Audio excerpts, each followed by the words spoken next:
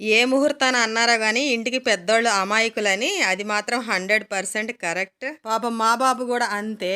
నాకు ఇది కావాలని ఎప్పుడు ఏది అడగలేదు. అది ఇంట్లో అయినా, బయటైనా సరే. ఎప్పుడు అడిగిన వాళ్ళు ఏదన్నా అడిగారంటే అది ఎంత కష్టమైనా మనం తెచ్చియటానికి ట్రై చేస్తాం గదా! అలాంటిది అమ్మ తినడానికి ఏమన్నా ఉన్నాయా అని అడిగితే మనం చేసి పెట్టకుండా ఉంటామా? అందులోనూ తానే హెల్ప్ చేస్తానంటే మనం రెచ్చిపోతాం గదా! మరి ఆయిల్ పీల్చకుండా క్యాబేజ్ పకోడీ ఎలా తయారు చేసి ఇచ్చానో మీరు గూడా చూడండి.